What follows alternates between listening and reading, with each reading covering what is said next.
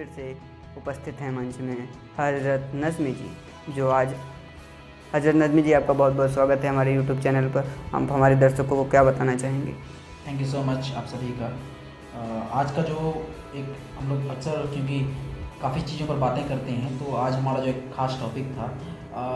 माननीय मोदी जी हमारे देश के जो प्रधानमंत्री जी हैं, उनके द्वारा आरबीआई ने एक ऐसा निर्णय लिया है कि हमारे देश के 2000 से ज़्यादा के जो नोट चल रहे थे, जो सर्कुलेशन में थे, उन्हें अचानक वापस ले लिया गया है। इसमें कई ऐसी चीज़ें हैं, कई ऐसी बातें रखने को है, क्योंकि कोई ऐसा नोट शायद पहले कभी नहीं ऐसा हुआ होगा कि वो 2016 में आए और 2023 में, यानी कि 8 साल 7 साल की ड्यूरेशन में फिर वो उसे बैंक वापस ले लें। तो इस पर तो काफ़ी चीज़ें हैं बात करने के लिए। मैं समझता हूँ कि अगर आपके पास कोई ऐसे सवाल हो तो मुझसे पूछ सकते हैं, मैं उसको अच्छे से जवाब दे पाऊँ आपको। तो हमारा पहला प्रश्न ये है हज़रत जी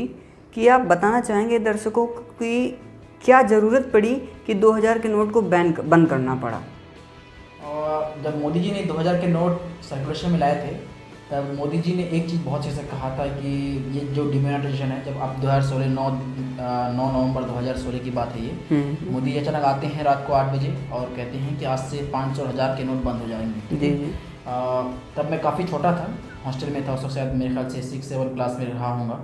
तो उस वक्त तो काफ़ी चीज़ें, क्योंकि मुझे पेपर पढ़ने का शुरू से शौक रहा था, उस वक्त मैं काफ़ी चीज़ें सीखने समझने की कोशिश कर रहा था, लेकिन इतनी ज्ञान नहीं था, उतना समझने की शौर नहीं था कि उतना समझ सकूं। पर जब मैं धीरे धीरे बड़ा हुआ, उस वक्त समझने की कोशिश किया, तो उस वक्त भी मैं एक चीज़ देखता था, क्योंकि लोगों के पास काफ़ी 500 1000 के नोट थे और अचानक सर्कुलेशन में ऑफ कर दिया गया कि अगले इतने दिनों के बाद ये 500 1000 के नोट बिल्कुल अवैध हो जाएंगे, यानी कि अब नहीं चलेंगे। तो जो ऐसे लोग थे जिनके पास काला धन था, इस पर क्या बोला गया, इसमें काला धन रोक दिया जाएगा, इसमें आतंकवाद की कमर टूटेगी, इसमें ऐसी कई ऐसी चीज़ें हैं जो देश में नहीं होनी चाहिए, वो चीज़ें हो रही थी, उसके ज़रिए में बहुत सारी चीज़ें रुकेंगी। तो उसके लिए मोदी जी ने क्या कदम उठाया कि 1000 के बदले में 500 के बदले में 500 दूसरे नोट से लेकर के आया और 1000 के बदले में 2000 के नोट लेकर के आया। आप इसको समझिए एक छोटे से उदाहरण से कि अगर आपके पास 1 रुपये के सिक्के हों और आपको बोल दिया जाए कि 1 लाख आपको 1 रुपये के सिक्के दिए जाए, तो शायद मेरे ख्याल से जगह आपके रूम में कम पड़ेंगे, या फिर जिस एक छोटे से जगह में रखने दिया जाए तो उसके लिए जगह कम पड़ेंगे। लेकिन वहीं पे अगर 2000 के नोट अगर 1 लाख दिए जाए तो कोई बहुत बड़ी बात नहीं होगी, आप बिस्तर के नीचे रख करके सो सकते हैं, ठीक है। तो इस चीज़ को इस तरह समझिए, अगर उसी तरह से 1000 के नोट कोई अगर काला धन के रूप में रख रहा था, तो उसके लिए उसे जगह ज़्यादा ज़रूरत थी, क्योंकि 1 लाख तो नहीं होगा तो करोड़ों में होंगे काला धन जिसने छिपा के रखा होगा, और गरीबों के पास वो चीज़ नहीं था, और सड़कों में और लाइनों में कौन था, गरीब लोग थे, ठीक है। तो वो सबसे ज़्यादा दिक्कत किन्हें हुई, गरीबों को हुई। लेकिन जब अमीरों के पास जो काला धन था, उन्होंने किसी न किसी तरह से अपने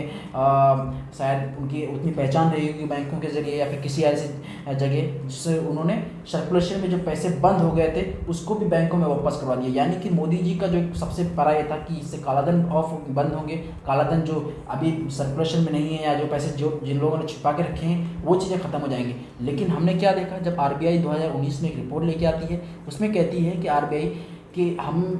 जिन चीज़ों के लिए 500 1000 के नोट बंद कर रहे थे, वो 99.03%, आई एम सॉरी 99.30%, यानी कि सिर्फ 0.6% पैसे वापस नहीं आए थे 500 1000 के। यानी कि ये कह सकते हैं कि जो लोग काला धन छिपा के रखे भी थे, ऐसा नहीं था कि काला धन छिपा के नहीं रखे थे, उसके बावजूद भी, बंद होने के बावजूद भी जो लोगों के पास काला धन था उन लोगों ने पैसे वापस करवा दिए, ठीक है। तो अब मेरा लास्ट प्रश्न ये है आपसे कि जैसे कि अभी ये जो 2000 के नोट को बैन किया गया है और उस टाइम जो काला धन बैन किया गया, तो उससे क्या फ़ायदा हुआ था सरकार का और इससे क्या फ़ायदा होगा? दोनों से ही सरकार को कोई फ़ायदा नहीं है, दोनों ही सरकार को नुकसान है। पिछली बार जब 500 1000 के नोट बंद हुए थे, उसमें सिर्फ 10,567 करोड़, आई थिंक ऐसा कोई एग्जैक्ट नंबर मुझे याद नहीं, लेकिन 10,000 करोड़ था